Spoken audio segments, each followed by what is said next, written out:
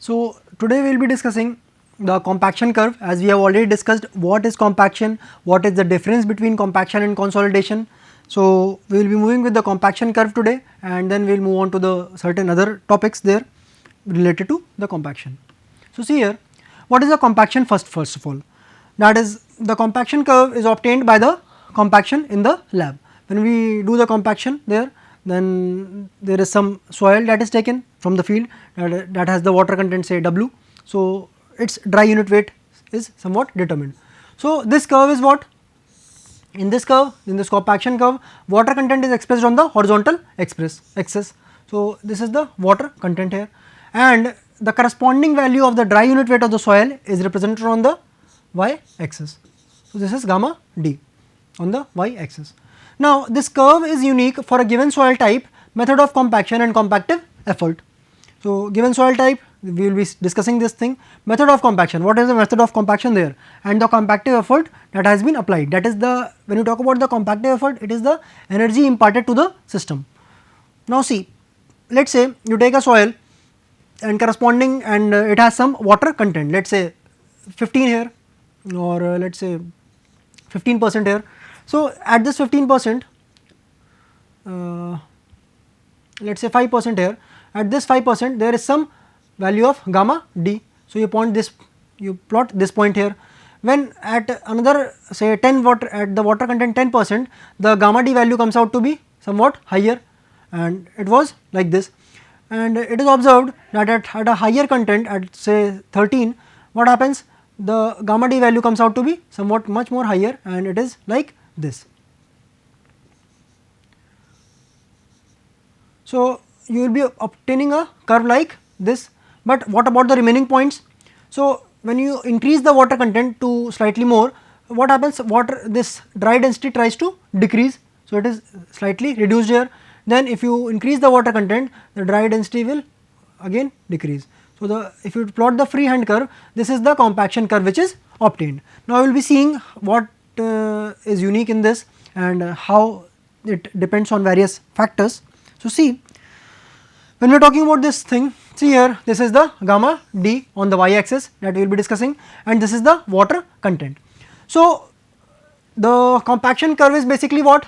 This is the gamma d value and this is the water content. So, this is the compaction curve that you obtained at different water contents. So, let us say if you take this standard Proctor test curve here, so what happens, at some water content, let us say 5%, the gamma d value is 16, at say 10%, at 9%, I would say 9%, the gamma d value is something, and we plot the different points. So, the compaction curve for the standard Proctor test or for just say any type of test is given like this. But what happens if you use a more compactive effort? What happens there?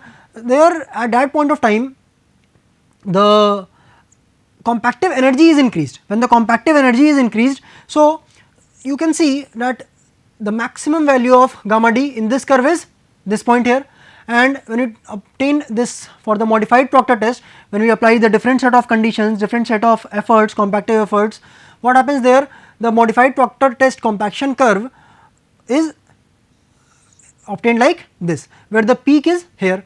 So, see, the water content at which the peak is obtained for the standard Proctor test is this much, let us say 13 or 14%, and for the modified Proctor test the water content is what? It is slightly lesser. So, you can see that the gamma d maximum for this value. So, these are different values of gamma d, but in the entire this standard Proctor test, what is the maximum value? This is the maximum value here of the gamma d value. But when you talk about the second test, what is the maximum value for this curve of gamma d? This is the maximum value, that is the maximum dry unit weight that can be achieved by compaction. Now, if we join the different curves, if you take many curves like this and you you apply a different effort there, so what happens, you can apply a different effort and you can get a different curve. So, at that point of time, when you join the different maximum values of gamma d, this line will be called as the line of Optimus. Now, this value, this maximum value of water content is called as the optimum moisture content. So, for this curve the optimum moisture content is this value here, and for this modified Proctor test there is the optimum moisture content, that is this 10. Why we call it as optimum moisture content? Because if the water content is reduced below this thing, what happens? The gamma d maximum value will not be achieved, gamma d will be somewhat lesser. So, the dry unit weight which had to be achieved would have been slightly less. And similarly, if we increase the water above this content, if you are talking about this modified Proctor test, and if we increase the water content above this 10%, what happens? Again the gamma d value tends to reduce. See the gamma d values here, this value has reduced, this value has reduced as the water content has been reducing, has been increasing. So, we have seen here two things. Now, this is the 0 air void line, and in this case the 0 air void line and the 100% saturation line are overlapping each other. They are not the same line, but they are two different lines and they are overlapping each other in this case. Now, we will be seeing what are the different things here. That is that whatever we have discussed, now we can simplify it in points. The compaction curve can be used to find out the water content at which gamma d maximum, that is the maximum dry unit weight. There are, see here, there are gamma d 1, 2, 3, 4 and 5. As many water contents you take, you get the different gamma d values, but one of them would have been a maximum value. So, you want to compact the soil to the maximum dry unit weight, because when you are compacting the soil to the maximum dry unit weight, you will get the maximum shear strength, maximum stability, and you will get the best engineering property that you have been desiring of in whatever be the case in the field. So, it is used to find out the water content at which maximum dry unit weight of the soil can be achieved, and this water content is referred to as the optimum moisture content. See here, if this is gamma d, for this curve we are talking about standard Proctor test, this is the gamma d, this is the gamma d, this is the gamma d, and these are different values. But in all these gamma d, what is there at this water content? What happens? Maximum value of gamma d is achieved, and all the other gamma d value is lesser than this peak value.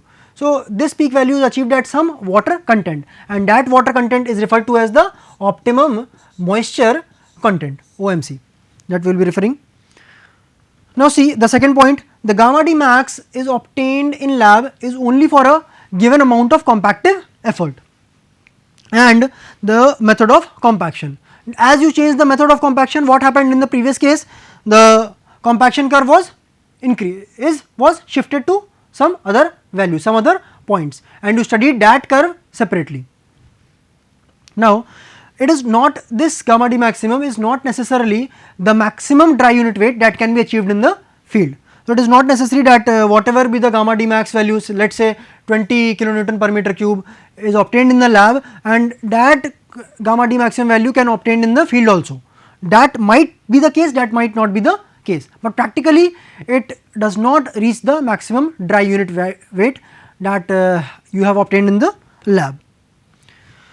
Now, a curve representing the relationship between gamma d and W at constant percentage of air voids is termed as air void line, and by the relation you know that gamma d is equal to 1 minus neta A.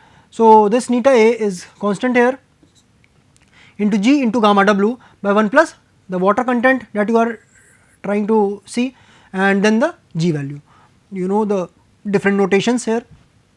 Now, see another curve is there, a curve representing relationship between gamma d and W at constant degree of saturation. So, these are two different lines that we are talking about. This is curve number 1, say this is curve number 2. So, relation between gamma d and W at constant degree of saturation is called as saturation line. Now, you know the formula that gamma d is equal to G gamma W by 1 plus Wg by S. So, we will be seeing how these two lines are different. Now, when you talk about at a particular water content, maximum dry unit weight is attained when the soil is completely saturated or when the entire air is removed from the soil mass. So, these are two cases, neta A is equal to 0, that is all the air is removed from the voids. So, you get this value, or you can say S is equal to 1, the entire soil is completely saturated. So, you get this value. How do you get this value? See in the previous formula that if you say that neta A is 0, this is the air void line. This relation is what? This is the relation. How can you say it is a line? First of all, line is what? Gamma D and W relationship is that we are talking about. Line equation is what? Y is equal to mx plus c. If there is no intercept here, so y can be equal to mx. So, let us say y is equal to, here we can say that y is gamma d and m is the slope, that is some constant value. So, see here neta A is constant, as we have told that at constant percentage of air voids. So, 1 minus neta A, that is the constant value, g is the constant value and gamma w is constant, this g here is also constant. So, there is a relation between gamma d and this w, and between this relationship all other parameters are constant. So, you can easily say that this follows the relation of a straight line or almost a straight line, and this curve can be called as this 0 air void line. When we take, see here it is the air void line, and when we take the air as 0, there is no air is there, then what happens? 1 minus 0, that comes out to be 1. So, it comes out to be gamma d is equal to g gamma w by 1 plus w g. Now, see if you are talking about the saturation one here, what happens in this case? We are talking about the constant degree of saturation, and if we take a case where the saturation is equal to 1, that is the entire soil is filled with water only, and in this case S is equal to 1. So, what happens? Gamma d is equal to g gamma w by 1 plus wg. So, in a term we can say that the values which we arrive at are these two values. At neta A is equal to 0, here 1 minus neta A was there in the bracket. So, you got 1 here and it was 1 plus wg by S. So, it was equal to 1. So, you can see the equation is the same, but what happens, see here important thing, what happens here, that these are two different curves obtained from two different relations. So, it is the 0 air void line and it is the 100% saturation line. So, in the previous figure you had already seen, see here that this 0 air void line is one line and the 100% saturation line is also coinciding with this 0 air void line. Now, the 100% saturation line corresponds to 0 air void line, that is it is overlapping up here, but it does not signify that x% saturation line corresponds to 100 minus x% air void line. That is, let us say if you are talking about the 80% saturation line, okay, and you are also saying that this 100 minus x, that is 20% air void line, these two are same. If you say this thing, this is wrong, this will not be the case. Okay, remember this very important thing here, that these two lines are overlapping and these are two separate lines that you will be getting from the relation that we have already talked about. Now, what happens in the field?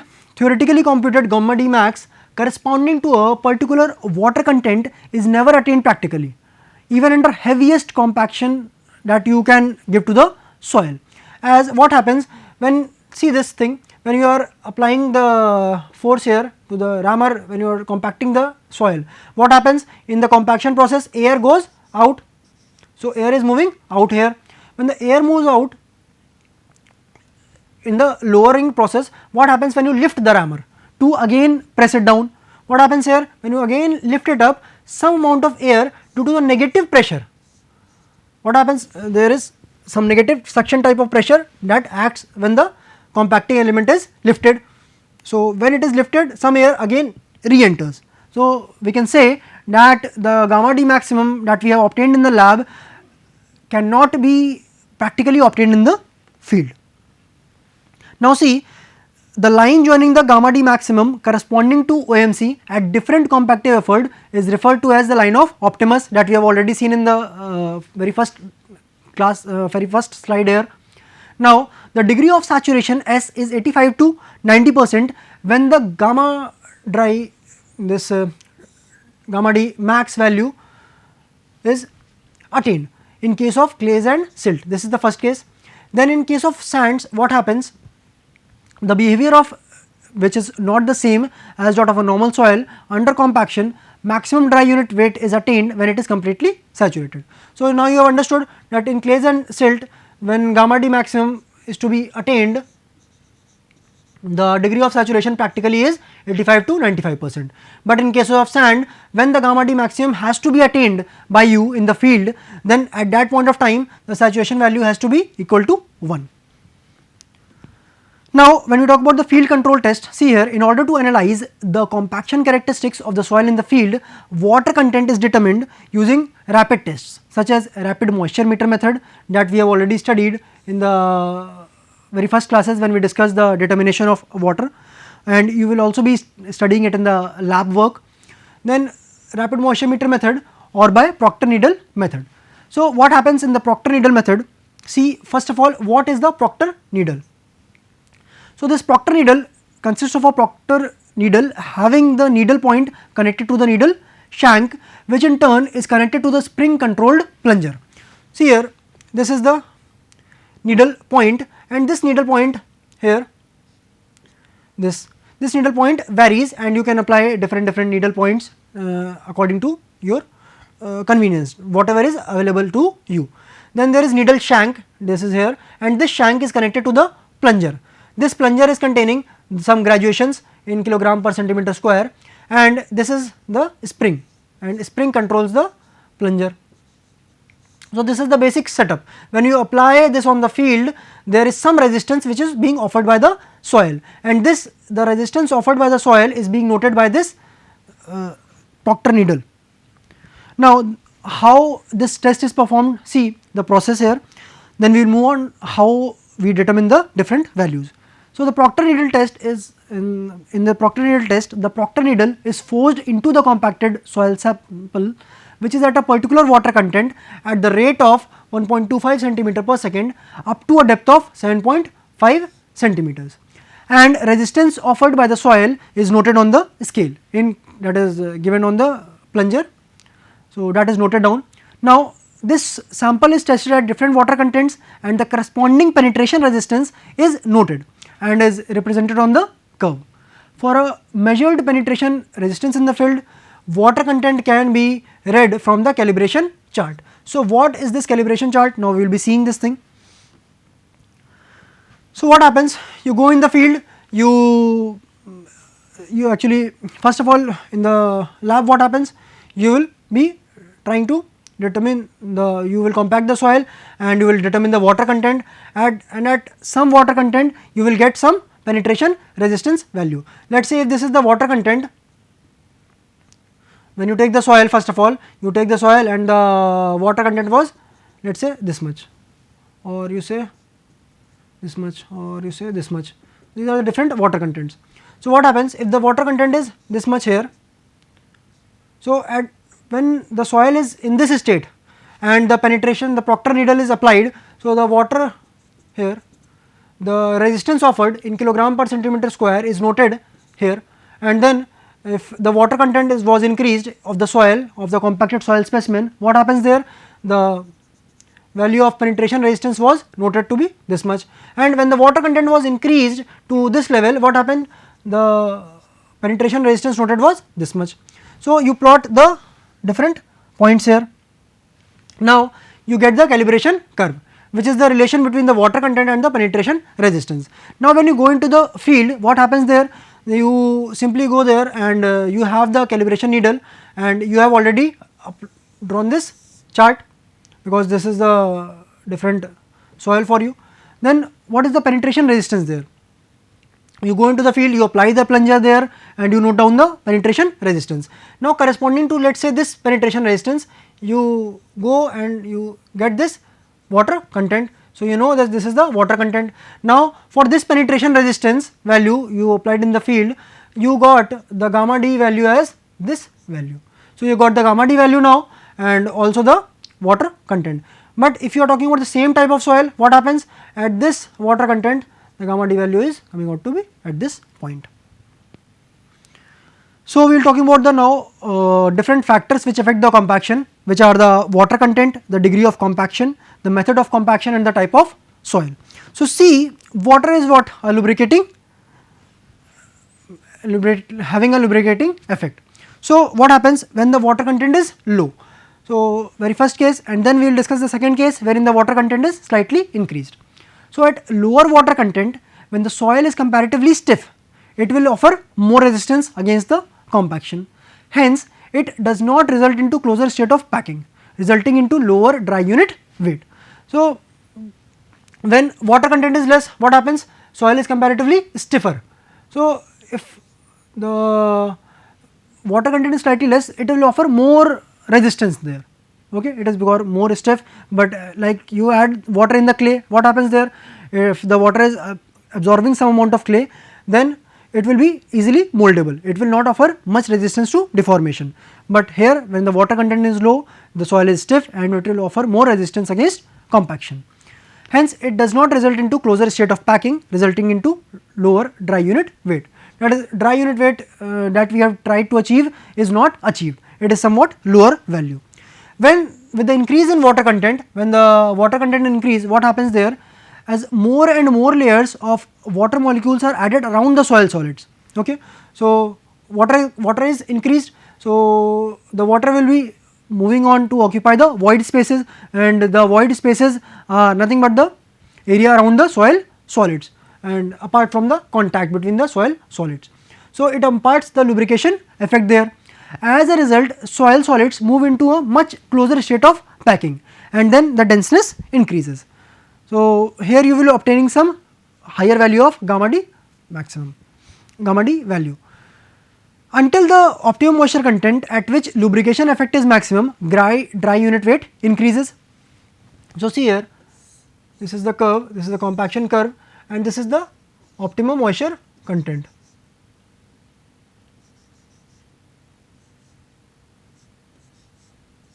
This is the optimum moisture content. At this OMC, what happens?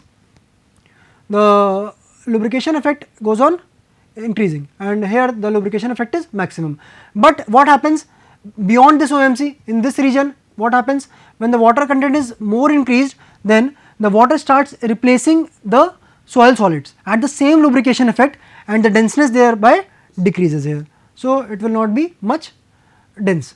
So the optimum moisture content is the value where you obtain the maximum gamma D. Now when we talk about the degree of compaction, degree of compaction means the energy imparted to the compaction material that we want to analyze. Now with increase in the degree of compaction, maximum dry unit weight increases and the corresponding OMC decreases. So you know that in the standard Proctor test, the number of blows was what? 25 into this 3 layers were there. So 75 number of blows were given. Now if you talk about modified Proctor test, here you applied 25 number of blows per layer, and there were how many layers that you prepared? That was 5. So in this it was the 125 number of blows, and here it was the 75 number of blows. So when we move on from standard to modified, let us say, so here it was 75 blows and the number of blows has been increased. When the number of blows were increased, you could see that the gamma D value has also increased. In this curve, the gamma D value has been this much, and then for this curve, the gamma D max value is somewhat more. Now see the water content here, that this point is this one here. Now this point is this one here. So the water content value, OMC value has also reduced. So see here, the OMC reduces and the gamma D maximum value increases. So I can also say one thing more, that let us say if this is the gamma D, this is the water content.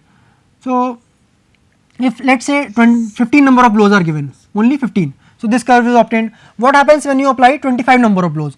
Somewhat this curve is obtained. If you apply more number of blows, let us say 25, so it will be like this. So the gamma D value is somewhat here, gamma D value somewhat here, and for this gamma d is value somewhat here. So, the gamma d value is increasing here, okay. And see the OMC value for this less number of blows was here more water. Now, here the OMC decreased and here also OMC decreased. So, the optimum moisture content is gradually reducing. Now, when you talk about the method of compaction, the effect can be seen in terms of the weight of the compacting element. The very first thing, the time and area of the contact between the compacting element and the soil, and the action used for compaction. And what are the actions? That is the pressure, impact, vibration or kneading.